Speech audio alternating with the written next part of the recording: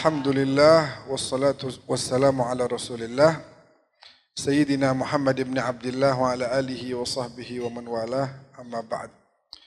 Alhamdulillah kita mengisi majelis kita di malam hari ini dengan membaca burdah. Mudah-mudahan yang sakit Allah angkat penyakitnya, yang punya hajat Allah mudahkan hajatnya, rezekinya biar pada melimpah berkah semuanya. Amin ya rabbal alamin. Itu di antara cara rezeki biar melimpah ada banyak amalan kan. Kemarin Jumat terakhir tuh kita dianjurkan baca apa? Ahmad Rasulullah Muhammad. Tadi di akhir burda apa? Wa ismuhu qasamun min a'zamil qasami. Namanya Nabi Muhammad itu di antara qasam. Cara kita bersumpah, dan itu adalah di antara setelah nama Allah adalah nama Nabi Muhammad, nama yang paling agung untuk dipakai qasam. Kita waktu minta sama Allah, ya Allah demi nama ini Ahmad wa Muhammad ini, ya Nabi Muhammad dikenal di langit dengan nama Ahmad, di bumi namanya Muhammad. Kita minta ya Allah dengan nama ini supaya rezeki diberikan tambahan, diberikan keberkahan, diberikan rezeki yang melimpah, yang bisa bikin kita hidup makin nyaman lagi, makin berkah lagi, makin bisa banyak bantu orang, makin bisa membuat kita mampu untuk melaksanakan banyak ibadah lainnya. Amin ya rabbal alamin. Jadi Nabi Muhammad diisrakan, diperjalankan dari Masjidil Haram ke Masjidil Aqsa. Yang jalan itu fisiknya, bisa dibayangkan Nabi Muhammad itu diperjalankan dalam waktu yang begitu cepat. Tiba-tiba dari Mekah udah ada di Masjidil Aqsa. Kemudian diberangkatkan urija bihi ila sama, diangkat ke tempat yang paling tinggi. Katanya tadi di burdah min qabi qausaini lam tudrak wa lam turami. Jaraknya itu kayak antum kalau main panah tuh, main panah, ini antara pegangan sama talinya, ya kan jaraknya dekat. Nah, jarak antara Rasulullah dengan al-janab al-ilahi al-azim, dengan keagungan Allah saat itu, jaraknya seperti pegangan dengan talinya. Min qabi qausain. Apakah Allah bertempat di situ? Enggak. Tapi menunjukkan Nabi Muhammad tempatnya udah paling tinggi itu udah. Tempatnya udah paling tinggi. Dan yang menarik, coba antum bayangkan Rasulullah nih, tubuhnya dengan pakai baju, pakai sendal, diperjalankan sama malaikat Jibril menggunakan buraq cepat banget. Dalam waktu sekejap itu fisiknya yang diberangkatkan, bukan hanya ruhnya aja, fisiknya.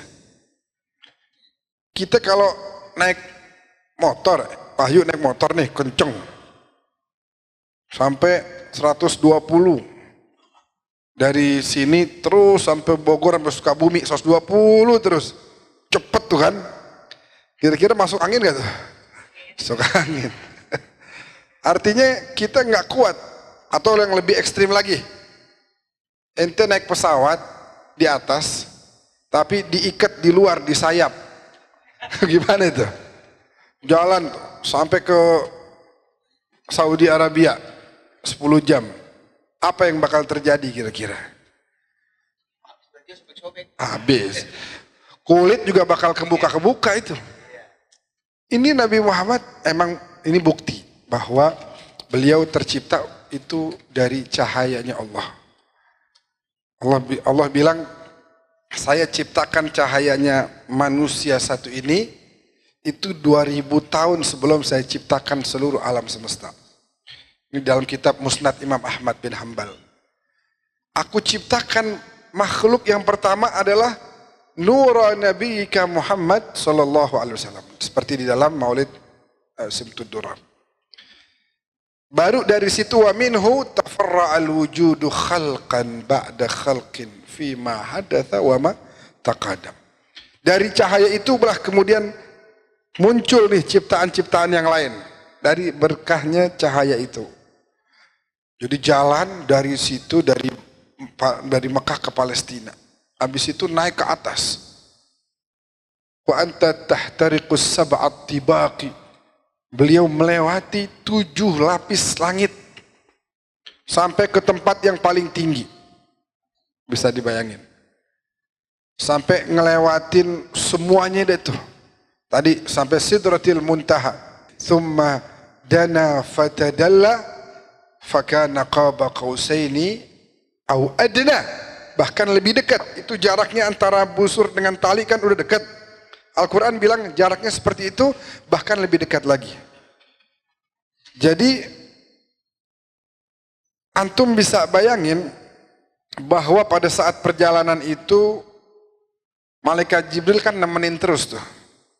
Tapi begitu sampai di satu tempat, malaikat Jibril berhenti, nggak bisa lanjutin perjalanan. Huna maqami ya sayyidi, wahai tuanku, wahai Rasulullah, saya cuma bisa nganter sampai sini aja. Kata Nabi, laisa fi mithli hadzal maqam yatrukul khalilu khalilah. Kenapa kamu tinggalin saya? Kenapa dari tadi nemenin dari Mekah sampai Palestina, langit demi langit. Sekarang kan mau lanjut lagi, kenapa kamu nggak ikut? Bukan saya kagak mau ikut, kata malaikat Jibril. Saya kagak sanggup. Ini yang bisa ke situ nih hanya engkau aja. Sidratil Muntaha. Udah tempat paling tinggi. Tempat paling tinggi, nggak ada lagi tempat yang lebih tinggi dari itu. Secara derajatnya, secara keagungannya, kemuliaannya, udah Nabi udah sampai. Dan kata malaikat Jibril, kalau saya ikut kamu, saya bakal kebakar, hancur saya, binasa. Padahal malaikat Jibril tahu sendiri kan, Allah muliakan, Allah agungkan, dan Allah puji dalam Al-Quran, innahu laqawlu rasulin karim. Malaikat Jibril disebut utusan yang mulia. Dzi quwwatin, pemilik kekuatan. Inda dzil arsy makin, punya derajat yang tinggi di sisi Allah. Muta'in, dia ditaatin seluruh makhluk langit. Makhluk langit semua bawahannya. Mau siapa lagi? Bawahannya Jibril. Thamma amin, dia adalah kepercayaannya Allah untuk menyampaikan wahyu untuk semuanya. Yang punya akses hanya malaikat Jibril aja. Tapi di situ malaikat Jibril bilang, maaf, nggak bisa lagi. Hanya engkau yang bisa melanjutkan perjalanan ini, wahai Nabi. Dan menariknya, kalau kita baca itu Yusuf Nabhani, orang Syria, pernah nulis apa? Ala ra'si hadzal kaun na'lu Muhammadin alat fajami'ul kauni tahta dhilalih. Ladat tur nudia Musa ikhla wa Ahmad alal qurbi lam yu'mar bi khal'i ni'alihi. Sebelum anda terjemahin, anda tanya dulu. Misalnya Wahyu datang ke sini nih, Kang Jenal. Wahyu masuk, sendalnya dipakai nih di karpet. Itu namanya sopan apa enggak? Kagak sopan. Atau misalnya masuk ke masjid yuk, ente mau khutbah Jumat, ente masuk pakai sendal, gimana tuh? Timpukin. Hah? Berarti pakai sendal ke rumah, ke masjid sopan nggak? Itulah sebabnya Nabi Musa waktu diundang sama Allah ke bukit Tur Sina di Mesir, kata Allah, Musa naik ke bukit Tur Sina. Iya ya Allah, siap. Begitu mau naik, Nabi Musa naik ke bukit pakai sendal. Allah bilang di Al-Quran, copot sendalmu Musa. Kamu di lembah suci mau menghadap saya, kok pakai sendal? Gitu kata Allah. Innaka bil wadil muqaddasi tuah. Ini baru di bumi ini di Mesir. Dilarang pakai sendal sama Allah. Kira-kira Nabi Muhammad ke Sidratil Muntaha, sendalnya dipakai apa enggak? Hah? Dipakai. Dipakai. Padahal beliau udah pengen copot gara-gara lihat tuh ayat. Ngeliat tuh ayat Nabi Musa aja tibang di bumi aja suruh copot sendal, apalagi saya mau diangkat ke tempat paling tinggi nih. Begitu Nabi Muhammad mau copot, penduduk langit teriak sebelah, takhla'na alaika ya Rasulullah, jangan copot sendalmu wahai Rasulullah, tolong. Nuridu an natabarraka hatta bi ghubari na'lik. Kita mau ngambil berkah dari semua yang kaitan dengan kau, termasuk dari debu yang ada di sendalmu, kita mau ngambil berkah dari itu. Sallallahu ala Nabi Muhammad. Akhirnya lam yu'mar bi khal'ini hali. Jibril nggak bisa nyampe, sandalnya Nabi nyampe. Jibril nggak bisa. Sendalnya Nabi nyampe ke atas. Makanya Yusuf Nabhani bilang, ala ra'si hadzal kauni, pernah ada berpijak di atas seluruh alam semesta, di atas bumi, di atas langit, di atas sorga, semua di atasnya lagi tuh pernah nyampe sendalnya Rasulullah. Fajami'ul kauni, seluruh makhluk tahta dhilali, itu di bawah sendalnya Nabi. Bisa dibayangin derajatnya.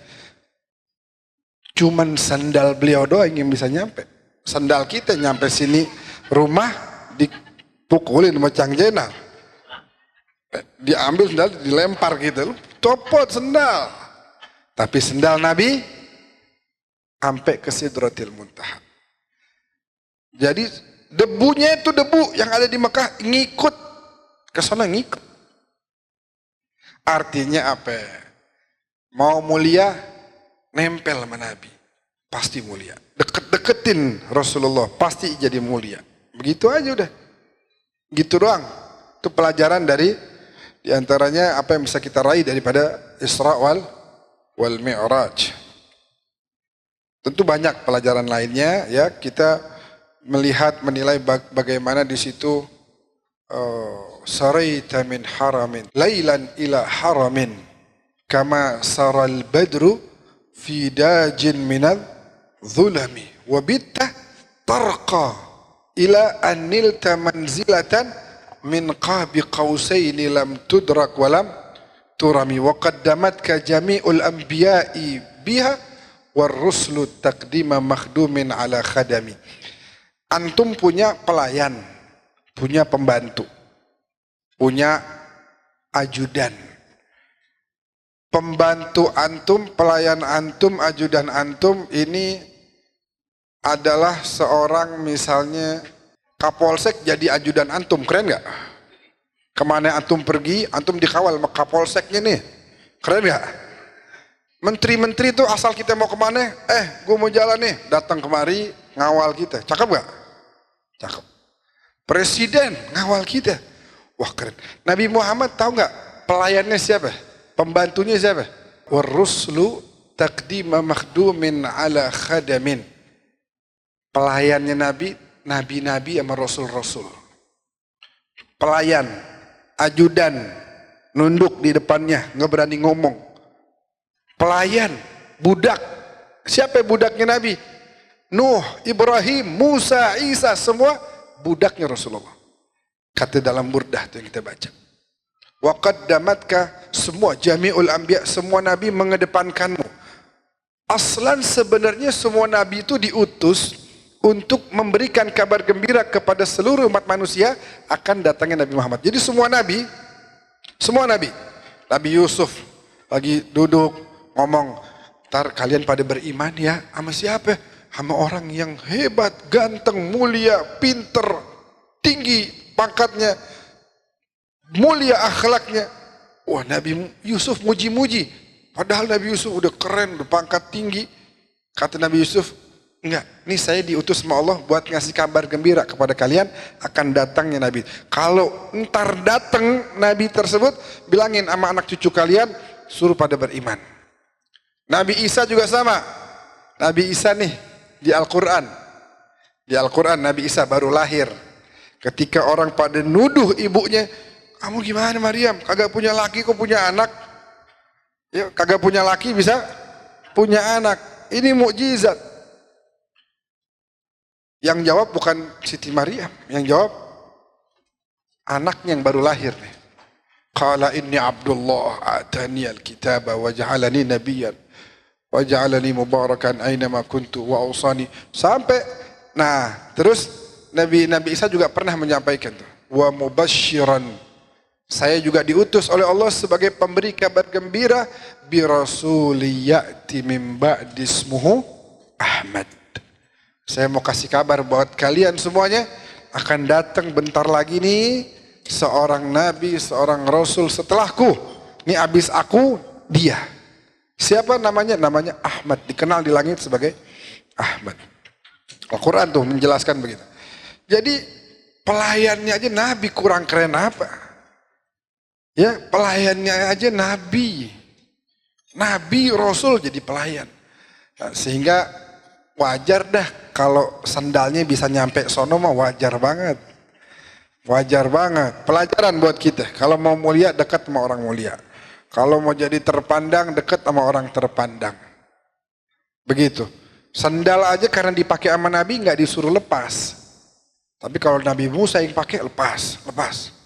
Kalau Nabi Muhammad enggak disuruh lepas. Begitu ya. Pelajaran banyak bisa kita ambil dari peristiwa Isra wal Mi'raj. Tentu yang paling ini udah jam 9.20 nggak terasa. Tentu ada perintah salat juga di situ ya. Alaikum bissalah as-salah. Kalau perintah yang lain Allah turunin malaikat Jibril, tapi perintah salat enggak melalui Jibril. Allah panggil Nabi Muhammad. Ayo naik ke sini ke Sidratil Muntaha, saya mau kasih perintah buat kamu. Apa? Perintah ibadah salat. Dari begitu pentingnya ibadah salat. Maka insya Allah kita jadi orang-orang yang istiqamah dalam menjalankan ibadah salat. Jangan ninggalin salat. Jangan apa lagi? Terlambat kalau bisa. Alhamdulillah Bib saya mau salat. Udah jamaah belum? Belum. Sekarang mulai berjamaah. Kullukum ra' wa kullukum mas'ulun an ra'iyatih. Semua kalian punya tanggung jawab. Suami bertanggung jawab pada istrinya, pada anak-anaknya. Mudah-mudahan Allah berikan jodoh yang terbaik bagi yang belum punya jodoh. Dan yang udah pada punya jodoh, mudah-mudahan keluarganya sakinah, mawaddah, warahmah. Yang belum punya anak biar dapat anak soleh solehah. Yang udah punya anak, mudah-mudahan anaknya pada berbakti sama kedua orang tuanya. Ala hadhini al-fatihah.